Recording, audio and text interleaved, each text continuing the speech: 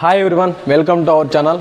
So ముందుగా మన ఛానల్ని ఎవరైనా సబ్స్క్రైబ్ చేసుకోకపోతే వెంటనే సబ్స్క్రైబ్ చేసుకోండి.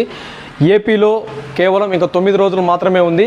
ఎలక్షన్ హీట్ అనేది చాలా తీవ్రంగా మారనుంది. సో ఈ సిచ్యువేషన్లో కడప జిల్లాలో ముఖ్యంగా ఏ స్థానాల్లో ఎవరెవరు గెలవబోతున్నారు, సో ఏ పార్టీ ఎన్ని నియోజకవర్గాలు కైవసం చేసుకోబోతుందో ఇప్పుడు తెలుసుకుందాం. సో మొట్టమొదటి కడప జిల్లాలో పులివెందుల నియోజకవర్గం. సో పులివెందుల నియోజకవర్గం నుంచి వైఎస్ఆర్సీపీ అధినేత వైఎస్ జగన్మోహన్ రెడ్డి గారు పోటీ చేస్తున్నారు. అదేవిధంగా టీడీపీ నుంచి బీటెక్ రవి గారు పోటీ చేస్తున్నారు. సో ఇక్కడ ఖచ్చితంగా వైఎస్ జగన్మోహన్ రెడ్డి గారు విజయ అవకాశాలు చాలా ఎక్కువగా ఉన్నాయి. సో వైఎస్ఆర్సీపీ పులివెందులో వైఎస్ఆర్సీపీ విజయం సాధిస్తుంది.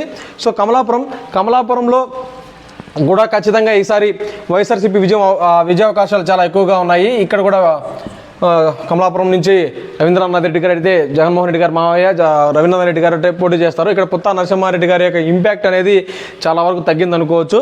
సో మైదుకూరు ఇక్కడ నుంచి వైఎస్ఆర్సీపీ క్యాండిడేట్గా రఘురామరెడ్డి గారు, వైఎస్ఆర్సీపీ నుంచి రఘురామరెడ్డి గారు, అదేవిధంగా టీడీపీ నుంచి పుత్తా నరసింహారెడ్డి గారు, పుత్తా సుధాకర్ యాదవ్ గారు పోటీ చేస్తున్నారు. సో ఈయన మాజీ టీటీడీ చైర్మన్ కూడా బాధ్యతలు వ్యవహరించారు. సో ఇక్కడ మొత్తంగా చూస్తే ఈ వైఎస్ఆర్సీపీ ఇక్కడ టీడీపీ కూడా చాలా బలంగా ఉంది ఈ మైదుకూరు నియోజకవర్గంలో. కాకపోతే కొన్ని సమీకరణాల వల్ల ఇక్కడ వైఎస్ఆర్సీపీ విజయం పొందే అవకాశం చాలా ఎక్కువగా ఉంది. సో బద్వేల్లో కూడా వైఎస్ఆర్సీపీ విజయం సాధిస్తుంది. సో జమ్మలమడుగు నుంచి సుధిరెడ్డి గారు పోటీ చేస్తున్నారు. అదేవిధంగా ఉమ్మడి అభ్యర్థిగా ఆదినారాయణ రెడ్డి గారు పోటీ చేస్తున్నారు. సో ఇక్కడ ఆదినారాయణ రెడ్డి గారు బీజేపీ నుంచి పోటీ చేయడంతో ఇక్కడ తెలుగు తమ్ముళ్ళు తెలుగుదేశం పార్టీ వాళ్ళు పెద్దగా ఆదినారాయణ రెడ్డి గారికి సపోర్ట్ చేయకపోవడంతో ఇక్కడ సుధీర్ రెడ్డి గారికి గెలిచే అవకాశం చాలా ఎక్కువగా ఉంది. సో జమ్మలమడుగు నియోజకవర్గం వైఎస్ఆర్సీపీ ఖాతాలో అయితే పడనుంది. సో నెక్స్ట్ కడప నియోజకవర్గం నుంచి వైఎస్ఆర్సీపీగా మైనారిటీ అభ్యర్థి పోటీ చేస్తున్నారు. సో వైఎస్ఆర్సీపీ నుంచి అహ్మద్ బాషా గారు పోటీ చేస్తున్నారు. అదేవిధంగా టీడీపీ నుంచి మాధవిరెడ్డి గారు పోటీ చేస్తున్నారు.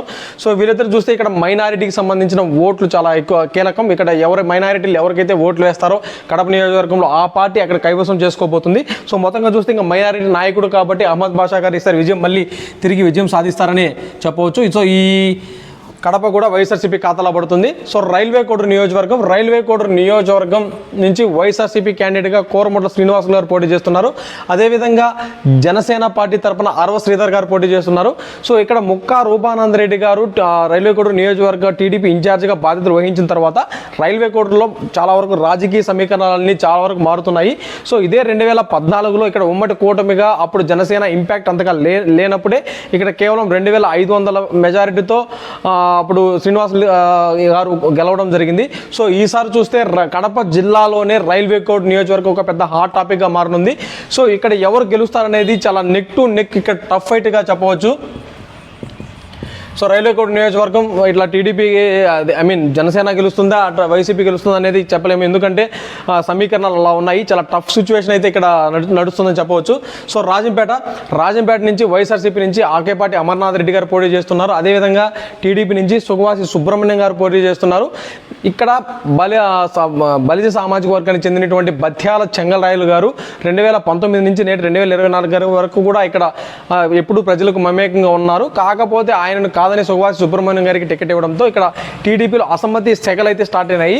సో టీడీపీ బత్యాల చెంగల్రాయుడు గారిని రైల్వే కోడ్ నియోజకవర్గం జనసేన అభ్యర్థి అరవ శ్రీధర్ గారిని గెలిపించవలసిందిగా చంద్రబాబు నాయుడు గారు రైల్వే కోడ్కు ఆయన్ని బాధ్యతలు అప్పగించడంతో సో రాజంపేటను వీడి ఆయన రైల్వే కోడ్కి అయితే వెళ్ళడం జరిగింది. సో సుఖవాసి సుబ్రహ్మణ్యం గారికి బత్యాల గారి సపోర్ట్ అయితే జీరోగా చెప్పవచ్చు. సో మొత్తంగా చూస్తే ఇక్కడ రాజంపేట ఈసారి అమర్నాథ్ రెడ్డి గారు గెలిచే అవకాశం చాలా ఎక్కువగా ఉంది. సో రాజంపేట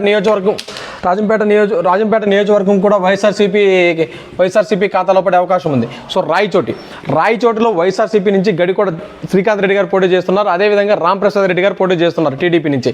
ఇక్కడ చాలా వరకు టీడీపీ నేతలు రీసెంట్గా ఒక్కొక్కరు వైఎస్ఆర్సీపీలో చేరడంతో ఇక్కడ టీడీపీ అనేది చాలా బలహీన పడిపోయింది. మొత్తంగా చూస్తే రాయచోటి కూడా వైఎస్ఆర్సీపీ ఖాతాలో పడే అవకాశం ఉంది. నెక్స్ట్ ప్రొద్దుటూరు నియోజకవర్గంలో వైఎస్ఆర్సీపీ నుంచి రాచమల్లు శివప్రసాద్ రెడ్డి గారు పోటీ చేస్తున్నారు. అదేవిధంగా ఇక్కడ ప్రవీణ్ రెడ్డి గారు పోటీ చేస్తున్నారు.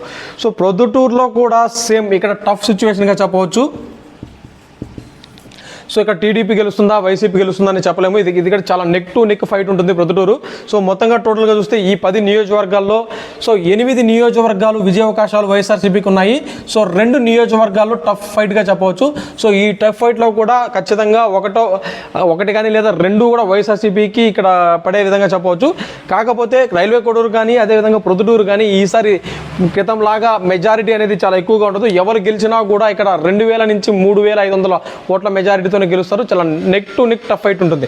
సో ఇటువంటి అప్డేట్స్ కోసం మన ఛానల్ని సబ్స్క్రైబ్ చేసుకోండి. సో మీ అభిప్రాయం ప్రకారం ఈ 10 కాన్స్టిట్యున్సీలో ఈ 10 నియోజకవర్గాల్లో ఎవరు గెలుస్తారు అంటే ఎవరు గెలుస్తారు అనేది మీకు సంబంధించిన సపోర్టర్ని మీరు కామెంట్ రూమ్లో తెలియజేయండి. సో ఇటువంటి అప్డేట్స్ కోసం మన ఛానల్ని సబ్స్క్రైబ్ చేసుకోండి.